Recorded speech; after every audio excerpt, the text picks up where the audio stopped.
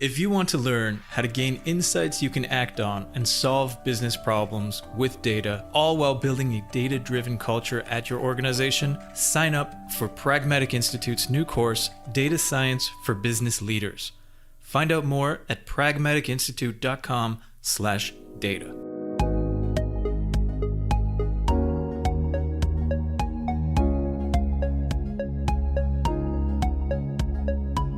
We are very, very pleased to have Zach King with us. He is a senior data scientist at GoDaddy, where he uses knowledge of data structures, predictive analytics, and statistical modeling. He works in the quantitative marketing department, developing production-capable predictive models, which is not only hard to say, but I imagine a little difficult to build, and is focused on customer behavior and customer lifetime value. And I have to be honest, throughout my career, there's one metric that is among the most powerful, I think, to think about, and that is customer lifetime value. And so really, really, really excited, Zach, that you're going to be digging in today. And so I'm just going to turn it over to you and let you take it away. Well, awesome. Thank you for that glowing introduction, Rebecca. Hopefully my presentation is useful and insightful, so I can live up to that. But just getting kind of right into the material. This is a little bit about me. I've been at GoDaddy for about 4 years. I was brought on at GoDaddy to work specifically on solving customer lifetime value prediction problems. So that's what I've spent the bulk of my career here working on. I also have an additional 3 years, so a total of 7 years experience in data science. And I started my career out at Intel Corporation. Throughout my academic journey, I've received a Master of Science in Predictive Analytics. And I'm also currently, because I'm, self-sadistic, working on a master's degree in computer science at University of Illinois. So that's a little bit about me. I think the takeaway from this is I love to continually learn and try to push myself to go deeper into technical areas and to constantly evolve and express my skills to solve business problems. So a little bit about GoDaddy. Everybody, or most everybody, has probably heard of GoDaddy. We were established quite a long time ago, at least for a tech company, back in 1997. And this was during the golden era of the .com days, right before the bubble popped way back when. And GoDaddy focused on basically getting people to register domain names and then making a profit off of those registrations. And so throughout its journey to that end, it's become one of the largest, or the largest web host in the world as of 2018. But what a lot of people might not know is that GoDaddy goes far beyond just offering domain name registration and web hosting.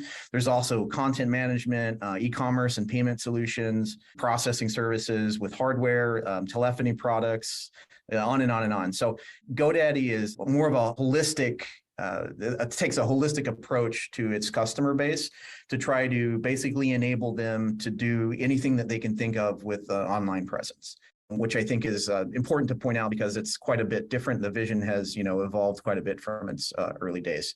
But one thing that has stayed constant is that the vast majority of GoDaddy's business is subscription-based. So, and that's different from, obviously, like Amazon, where if you're just buying retail products, you go and you buy something and it's a transaction, and then there's no recurring payment that they get from you. So it's not a subscription. You may or may not buy something else in the future. Your purchasing behavior can be very sporadic. So the implications of that are significant when it comes to predicting customer lifetime value, which we'll talk about. So just another few seconds to plug GoDaddy and what we do. So one of the big things that we talk about around here is enabling everyday entrepreneurs. So an everyday entrepreneur in GoDaddy's definition is anybody who maybe it's just a side hustle that somebody has, alongside their main job, their main gig, or maybe somebody has decided to start a business all on their own, decided to, stop being a member of a corporation and start their own, or maybe they're just they're just self-employed. Well, there's a whole host of options and products and tools that GoDaddy offers to enable those people to be the best entrepreneurs that they possibly can be. So I think looking at GoDaddy from that lens is a lot more exciting than, like I was saying earlier, which is the traditional way of thinking about GoDaddy is just a domain registrar. So having said that, another thing that GoDaddy does, which is sort of a differentiator, is we have these customer care representatives that we call guides.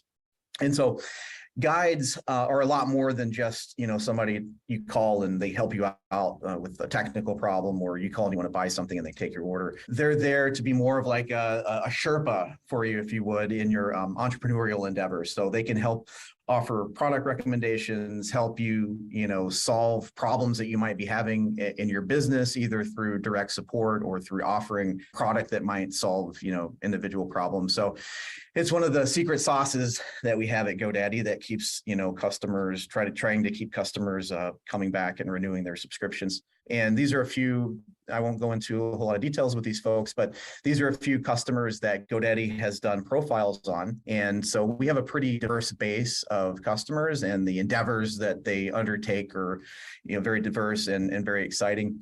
So these are like some really interesting stories that GoDaddy has helped basically enable through, our products and services. So the plug for GoDaddy is over. We can get into the good stuff. Customer lifetime value, CLV. So what is, I just want to talk about terminology a little bit so that there's no confusion. It's pretty common, at least in my experience, to mix and match these terms together. So don't get too caught up in the terminology. Basically, customer lifetime value, CLV, lifetime value, LTV, they're the same thing. And then when you start talking about predictions, you would say the predicted lifetime value or the predicted CLV or PCLV or PLTV. So hopefully everybody gets the point about terminology, because I'll be mixing the terminology around as I go. And most of the time, it pretty much just means the same thing. So what's a more formal definition of customer lifetime value, you might ask? And here you go. I won't get into this formula, but it's pretty simple.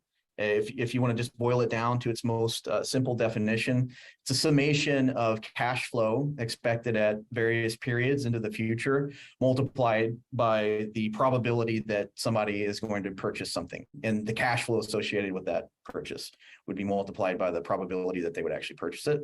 And then traditionally as well, there's a discount factor applied for the time period, and that's to account for, I guess, cost of capital. So you can take into account how the time value of money. But I think the point here is there are formal definitions, so to say, for LTV, but it should really vary depending on how you want to take advantage of LTV. So it's not one of those things, in my opinion, that you really have to use like a hard and fast rule for defining for your individual use cases. So if you're going to start looking at CLV as a metric in your company, I think you should just do whatever makes sense for your particular usage of the metric. So, okay, CLV, that's great. So intuitively, it makes sense. You understand how much a customer is worth, and that seems like it should be valuable, right? But what exactly do you do with that? And this calls to mind, for me anyway, the old South Park episode. I don't know if there are any other South Park fans in the call, but I'm a huge South Park fan. And this is an old episode where they had these little guys called underpants gnomes, and underpants gnomes go into people's bedrooms at night and steal their underwear and then take them back to their little gnome lair. And the whole idea that they have is they're going to go steal the underwear and then somehow they're going to make a profit. But the joke of the episode is they never really figure out what to do with the underwear. So there's this problem between going from the base idea and then actually monetizing that idea. So now that we understand what CLV is, what are we going to do with that in order to use it to our advantage? So here's a few use cases. The first one's really interesting, and not everybody thinks about things this way, but there's some pretty strong advocates for actually looking at corporate and financial valuation of businesses, where instead of looking at the book value of a company, like its assets and its liabilities and so forth, why not evaluate the company or give the company a value based on the worth of its customer base? And so that starts to really make sense, in particular for subscription-based businesses, right? Because there's a certain expectation that people are going to continually renew their products into the future. So that's future cash flow that's going to come into the business that doesn't really get accounted for if you're just looking at assets and more of the top-down ways of evaluating a company's worth. So there's an idea that perhaps corporations should be more valued on this customer-centric approach, which is a really compelling idea. So that's one way that you could use customer lifetime value. And if you're looking forward, of course, you're predicting lifetime value. So that's why it would be PLTV. Another like more tactical and immediately impactful way that you could use customer lifetime value is through customer acquisition and optimizing how much you make from your customers based on how much you're willing to spend for them, and then how much they're likely to return to the company over the course of their lifetime. So this is particularly relevant in the marketing space at GoDaddy because we spend over $250 million a year on marketing. So understanding how we're allocating that money, preferably such that it optimizes long-term value, is important to GoDaddy. So you can't do that until you have an understanding of how much your customers are worth long-term and being able to build a model to predict that worth into the future, in the future. So getting into the more of the marketing details for how GoDaddy uses customer lifetime value.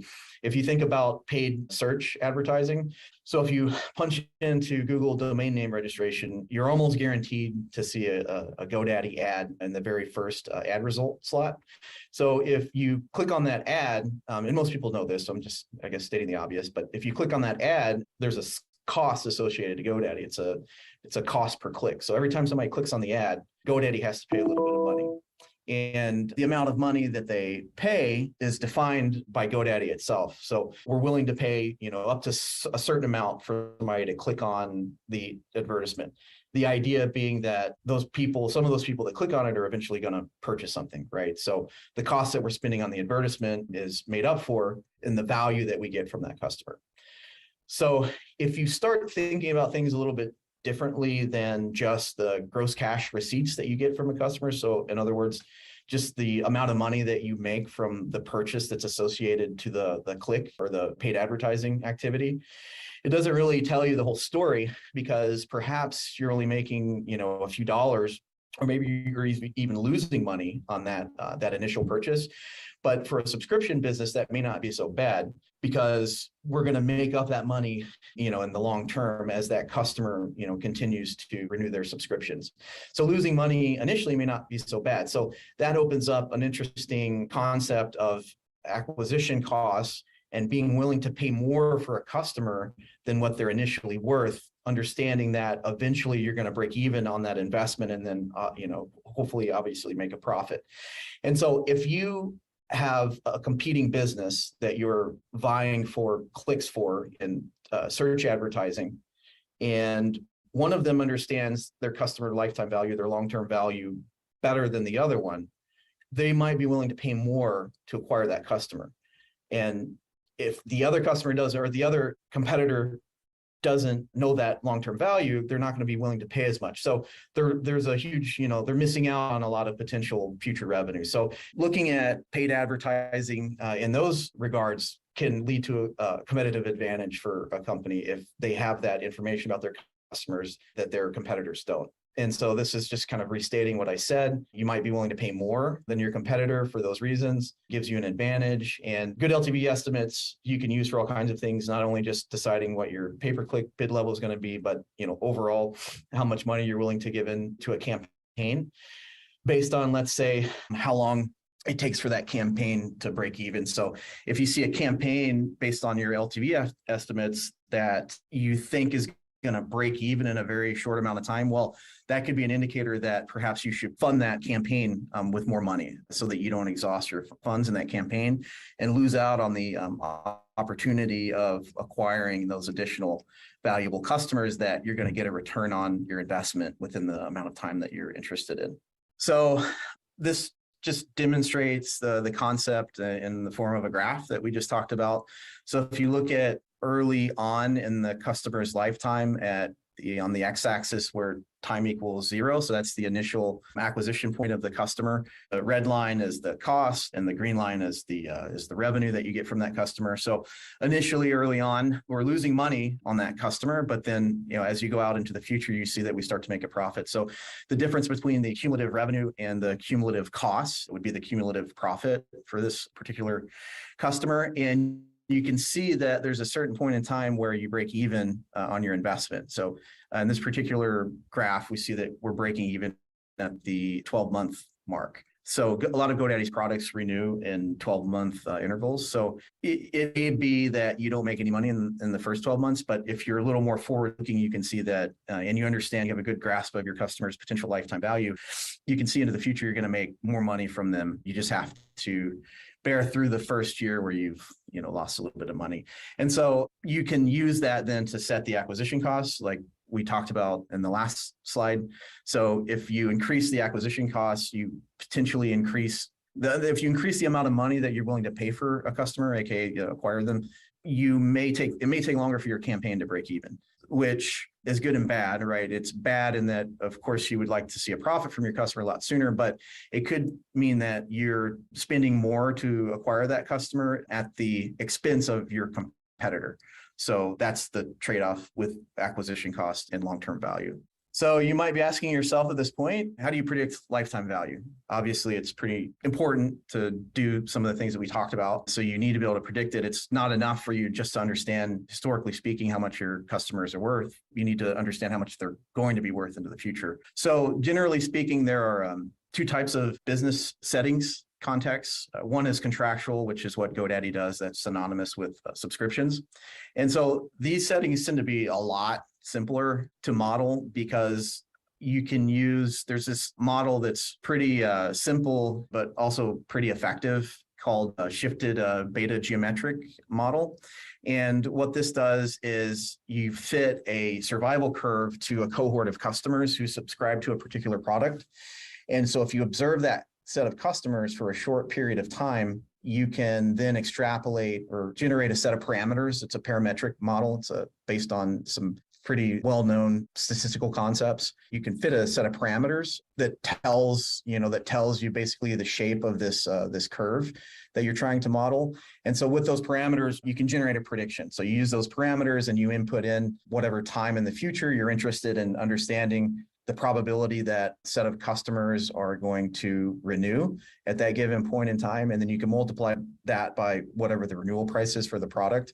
And you can arrive at an expected value at that point in time for that particular set of cohorts or that particular cohort. So that's one type of model that we use here at GoDaddy. And there's a whole nother setting, which I won't get into a lot of details because it not only is it a lot more complex, it's something that I haven't spent a lot of time, example that we alluded to earlier. And so with that type of CLV modeling, you need to be able to model the churn probability in the future, and then also how many and the value of the purchases into the future. And there's a lot of indeterminatism in that. So these types of models tend to be to have more issues than if you're just looking at a contractual setting. So having subscription-based products that your company sells affords quite a few advantages beyond CLV, obviously, but in particular, it makes it a lot easier to deal with the issue of calculating your customers' long-term value. So we talked about the statistical approach where you fit parameters, and there's pretty well-known functional relationships between the input, which would be the survival of a cohort, and the output, which would be your customer lifetime value calculations, moving more into like what I would consider a black box approach. And this is a non-parametric approach where the functional relationship of your input and your output don't have to meet any sort of assumptions. So there can be very pathological relationships between the input variables that you're using to predict your outcome and the outcome variable itself. But that comes with the trade-off of you don't really understand why the model is generating the prediction that it's generating. But what you get is, like I said, more flexibility and less assumptions that have to be met for the model to work correctly. And you can also do things like model LTV at the individual customer level. If you remember from the last slide, we talked about LTV from the cohort level. So you basically have to group a set of customers together based on when they purchased a subscription, and whatever product that they purchased the subscription for has to be the same for all the members of the cohort. And then every individual member of the cohort would have the same prediction.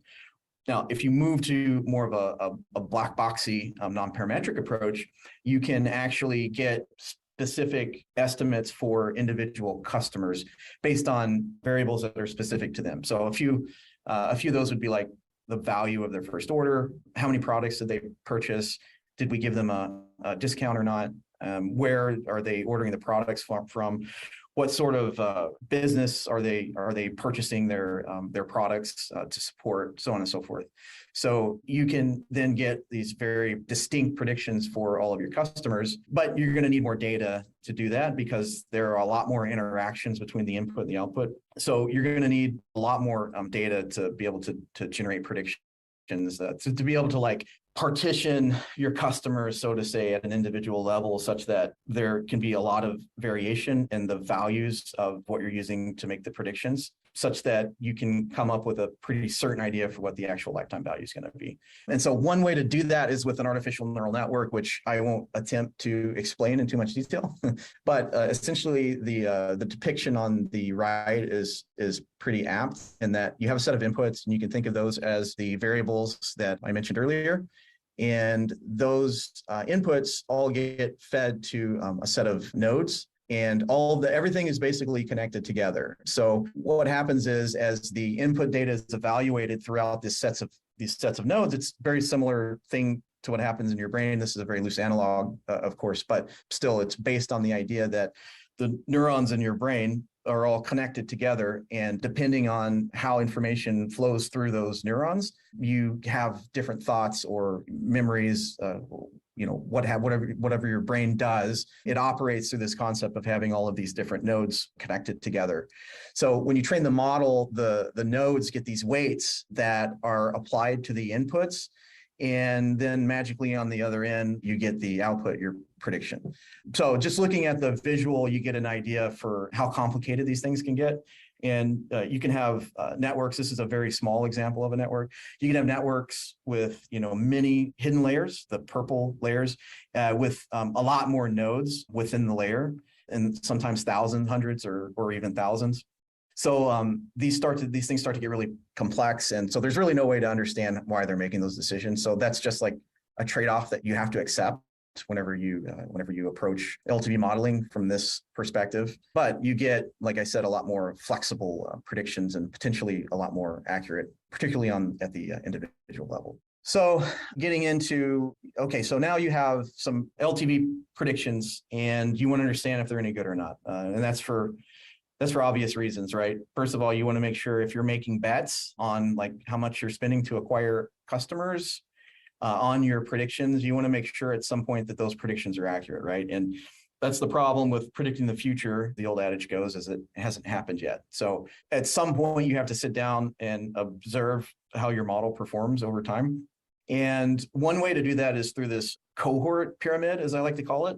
So you can take the predicted values that you have had around long enough to have the actual values for, or you can even take your model that you've trained on your data that you have now, and then generate predictions retrospectively on the same data. So you can basically what's called backtest your predictions. So you build the model on the data, and then you generate the predictions using the same data.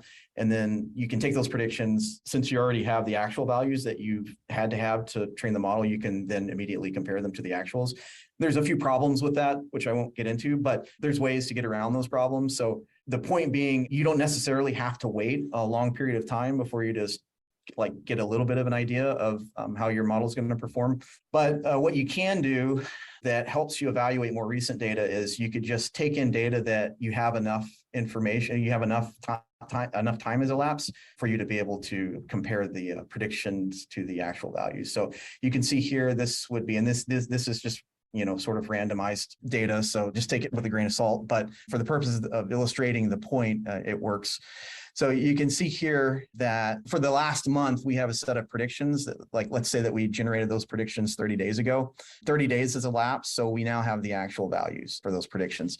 And you can look at things out into time, and you can see here, since we're predicting out to 25 months in the future, we need at least 25 months to have elapsed before we can understand how the model performed across all of the time intervals.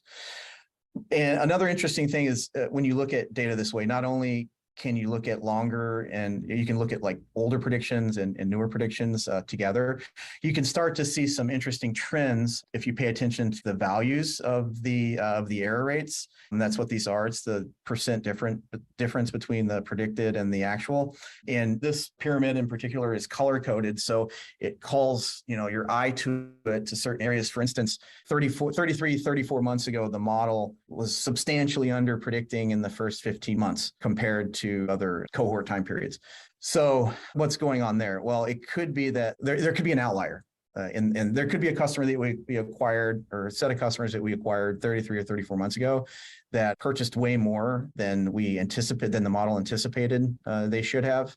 And so that explains the under prediction. And then perhaps at the 16-month mark, those customers churned out or something like that. So looking at the performance in this way allows you to identify maybe problems with your model, or even areas where you can go and maybe make some improvements to your products. For instance, again, just kind of making things up. If you look at month 5 here, all of a sudden we're over predicting, right? So what happened 5 months ago that caused the model to over predict? Well, there could be a lot of reasons for that, but hypothetically, let's say you made a change to a product, and all of a sudden people aren't converting, or they're not buying as many things, or they're not renewing the product. There could have been some kind of the point is there could have been some kind of a change that happened 5 months ago that the model thought that people were going to purchase more, but they didn't. So that's a diagnostic tool for you to use to go and see, potentially what happened with your products that led the model to overpredict. And so on the right, this is just another way of looking at the predicted versus actual errors. And so you can start to see trends based on how old the cohort of customers is. So, you can see here that, okay, some of these shorter bars, which represent younger cohorts, tend to be above the 0% mark. So we're over predicting. And then, you can get kind of a feel over time. Okay, generally speaking, what is how do the errors trend? And they tend to trend positive over time. So again, another way for you to understand your LTV performance and potentially use it as a diagnostic tool for solving actual business problems. So looking forward with LTV, there's actually a lot. We've only, scratched the surface here at GoDaddy, and then also in this presentation talking about what you could use LTV for.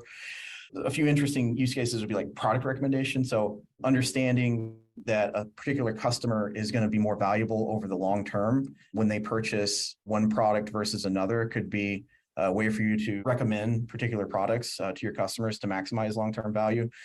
Another use case is customer care handling. So if you have customers that you think are going to be worth more money, you could handle them differently than other customers who may or more within the standard distribution of your customer base. You may want to treat the outlying customers that are substantially worth more a little bit differently than you would everybody else. So these are just a couple of additional ways that one could use LTV. So I'll go ahead and conclude with this. We'll summarize what we talked about. LTV is you can use it as a customer-centric metric for actually giving a value to a corporation or to a business. If you understand your CLV, it can lead to a competitive advantage. We talked about that, knowing how much to acquire a customer for. Monitoring the LTV performance is challenging because we are predicting things into the future, and you don't want to wait 25 months for you to understand how well your model is performing, but at the same time, you have to. How do you get the best understanding of your performance with the data that you actually have? So that's challenging, but there's also some other fruit that can bear. And there's several obvious and things that we talked about that you could use CLV for. And I'm sure there's a host of other novel applications that we haven't even thought about yet that we could use CLV to take advantage of. And so that's all I got. Awesome. I've got some good questions coming in. I recommend people drop them in as well. But the first one from John, I have read that a healthy LTV over CAC ratio is 3-to-1. Is there any validity to that ratio? And I think I've said it, by the way. So, but you can call me a liar. Yeah. So we used to answer I'm gonna have to skirt around the question because I have more expertise in the actual modeling side. And this is a really great question for the application side. And so this would be a question I would have to defer to like one of our business analysts or a business leader who's utilizing the predictions. But we've used in the past, we've just from what I understand, started using LTV to CAC as a metric to optimize towards. And I'm not sure exactly the value that we try to use, but in the past, we've used months to break even for campaigns as an alternative metric to understand your how much you're making versus how much you're spending to acquire customers. And if I had to, I don't want to mislead you, but a number that popped into my head was 2 to 1. So, but you can take that for what it's worth based on everything else I said. I will tell you too that when we talk about the ratio, it varies a little bit dependent on the type of sales, right? So do you have a highly automated web-based sales system, or is it more of a consultative sale? But also where you are in the life cycle with your product, right? So frequently when you've got a new market or a new offering, you're going to expect an LTV to CAC to be 2 to 1. If you have something more mature, where you're really, it's like a Horizon 1 product where it's mature and you're using revenue from that to kind of fund other pieces, then you might see something in the 4 to 1 to 5 to 1 ratio. So some of it depends on where you are with the life cycle of it. I know you love answers like it depends, but I think that's very true that the ratio depends on a lot of different factors. But where it's really interesting to see it at both the company level to know where you kind of go against the competition, but also in different divisions of your organization. I think it kind of helps you pinpoint where you've got more maturity. I think another thing too that people, well, first of all, it's really hard to calculate, but it's important. It was like incrementality. So understanding if that customer would have purchased anyway, despite without the advertising, that's like a whole nother, can of worms that probably would bear a whole nother discussion on. And I don't know a whole lot about it, but I do know that sometimes it's difficult to utilize those LTV to CAC estimates when you don't have good incrementality estimates. Yeah, that's a great point. Speaking of what cost to use, one of the questions is the cost of customer support, call center, agents, blogs, help articles, and the tech behind that part of LTV calculations? So that's a good question, and I'll allude back to one of the earlier slides, which was you make it whatever you want. So there's no hard and fast definition for LTV, but those are definitely things that we've considered using in our LTV calculations. One of the problems is you have to build a model to model those as well. If you want to have like a true machine learning approach, you could also estimate those using heuristics or much more like simple modeling approach.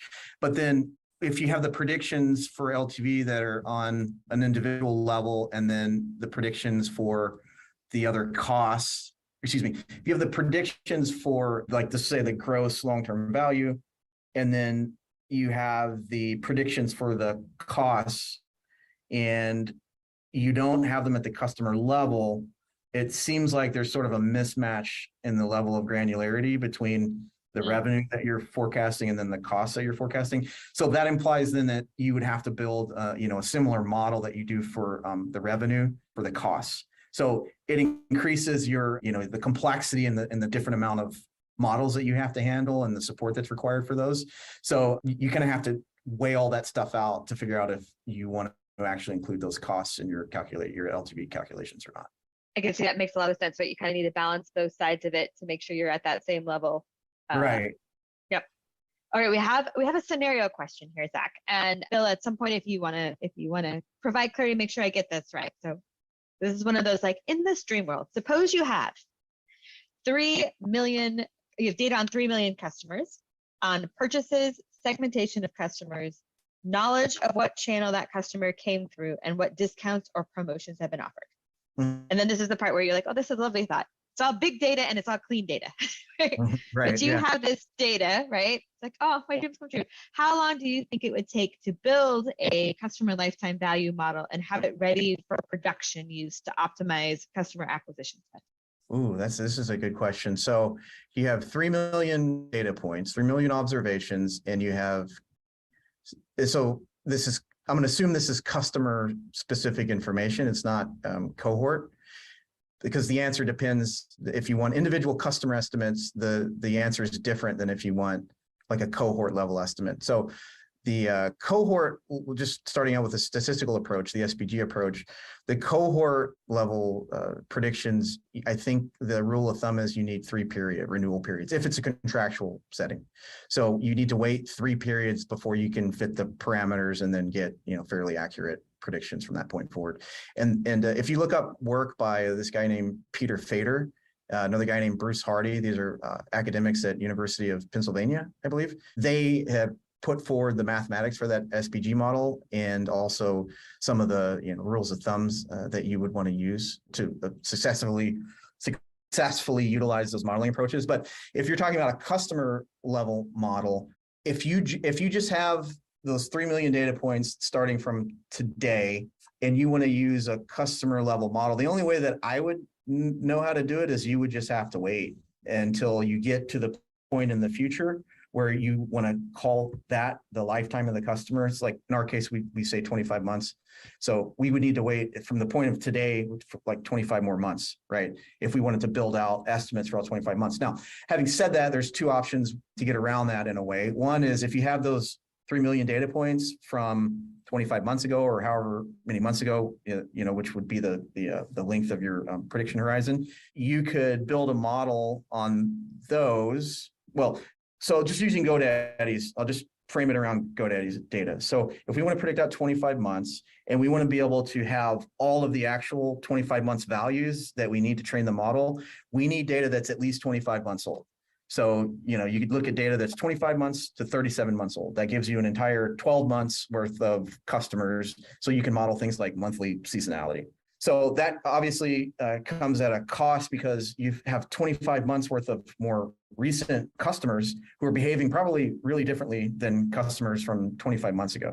So what you can do is if you're using an artificial neural network, you can mask out when you calculate the value of the loss function during the back propagation step of the neural network. You can like mask out those values that you don't have for the actuals from the back propagation step so that it doesn't have an effect on the loss metric. So essentially the model will ignore those more recent data points for the horizon that you don't have the data for. But if enough time has elapsed so that you do have the actual value with respects to the customer, it'll utilize those when it updates the loss function so that you can take advantage of newer data while at the same time using data that's older that you have the full horizon of predictions that you need to train the model on.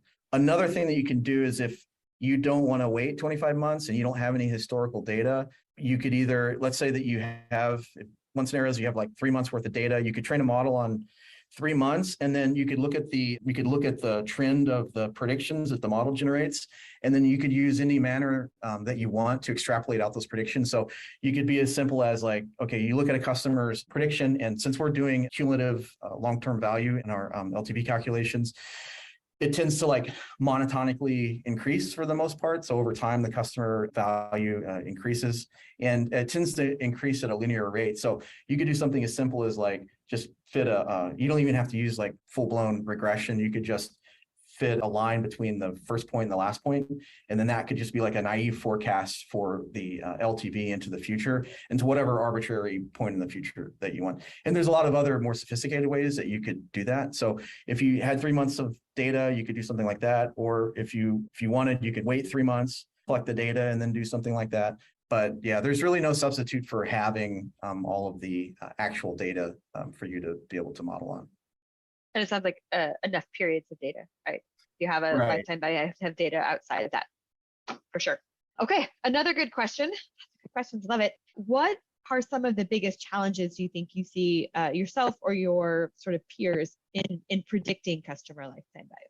Some of the biggest challenges are understanding the accuracy, because it's really, really difficult, generally speaking, to predict something out for a long period of time, because a lot can happen between now and then, right? Especially the further out in the future you go, the more uncertain it is. So in a nutshell, that's the largest challenge, is that there's no guarantees that your model is going to perform very well in the future. Like if you're, let's say that you built a model that you're using to predict whether a picture has a cat in it or not. Like, you can build the model and then you can test it on data that the model has never seen before, and you can get a really, really good idea for like how well that model is going to perform in the wild. But you're taking a lot of liberties by applying the error rates that you observe from historical data to those that haven't happened in the future yet, to the predicted versus actual values that haven't happened in the future yet. So convincing people that the error rates that we see are going to hold true in the future is probably the most difficult part. And then, even ourselves having the confidence that the predictions themselves are going to be accurate. That's the biggest challenge in a nutshell. We can say them succinctly, but that doesn't make them easy, right? And we talked a little bit about this when we talked about the sort of ratio question, but how much do you think the sort of is dependent on both the data maturity of an organization in order to do this kind of calculation? And then we'll start there, but I'm also curious about how much this varies, the sort of, value varies depending on size and industry. Yeah, so that's an interesting question, because like you have to be able to observe your customer behavior to be able to like predict it. And if you're doing things, this is another challenge. This is right up there at the top, which is if you make a change to a product, or you change anything and the model isn't retrained after that change happens, like all bets are off with your estimates. So if we introduce a new product, like we don't have any data points in the past for that product to be able to, for the model to understand what the value of the product is going to be. So this is where like understanding, and this is like a skill or an art, I think, that's probably undervalued in data science and machine learning applications in general, which is like feature engineering, or understanding what input variables you should include or not include. So one approach a lot of people take is you just throw every variable that you can into the model, and then, the model will figure it out. Well, like an instance like this, you may not want to include like very low level variables about a product. Let's say that you have a product taxonomy where at the high level for GoDaddy, we have one category of products, which is presence. And that's like our website builder product, web hosting, so on. And so as you go deeper into the taxonomy, the number of products that are associated to that level in the taxonomy shrinks as you get down to like the most granular level of product definition. So if you're going to introduce a new product, and you know that you're going to be introducing new products, but you have enough historical data to like build a model on, you may want to like choose to use a very high level product field to identify what product the customer has purchased, instead of something more granular. Because if you introduce a new product that's not a part of that hierarchy, and you're at that level in the hierarchy, then you can run into problems, because first of all, the model doesn't really know what to do with that, because it's not a value that it's ever seen. Second of all, if you train the model such that you would just bin those products as unknown, that's disingenuous as well, right? So I think knowing where to stop in your product hierarchy as you're including those variables in your model to make sure that you account for the most general case of products that you're going to be modeling is one way that you can overcome some of those issues of like introducing new products and having a little bit more like turmoil in the underlying in the products that you're modeling. Excellent. All right. I know we're getting up to the end, but we talked a lot of different things about a lot of different aspects of this. And if you were to have our listeners just sort of do two things differently, if you said, okay, I know this is a lot, there's lots you could do, there's big things we could build, there's small things, what are the first two steps that you would encourage them to do? I think, well, one is advocacy. So it's surprising to me that like, because it seems obvious, because I've been steeped in like LTV stuff since for the last 4 years or so. But it would seem obvious to me that, oh yeah, long-term value of our customers, that's really important. But it's not. There's a tendency, especially these days, to be a little bit more like short-sighted and on like returns on your investment. So I think one thing is to look into how CLV is being used and how it's being advocated for in businesses. Like if you look at some of the work by Fader and Hardy, they have some great YouTube videos as well, where they give, like TED Talks, essentially advocating for CLV. So I think understanding how CLV can be utilized and how best to advocate for it, and then like advocating for it in your workplace or in your setting is probably the first step. And then on top of that, the obvious thing is you need data to be able to build the models, right? So if you think you're going to be doing something with CLV in the future and you don't have data pipelines or analytic solutions, that you could lean on or leverage to build lifetime value models on, you're going to want to start like trying to get those in place and advocate for developing those as well. Excellent. I love that. Both, make sure you understand and advocate for the strategic value of this, both, that you can sort of sponsor it internally and support, but then also, like you said, you need that data, and hopefully it's magically cleaned and in good shape. That's where everybody wants to be. Awesome. Maybe one day. Thank you. Thank you so much, Zach. There was so much good data here. As a reminder to everybody that you'll be able to see the recording and the presentation.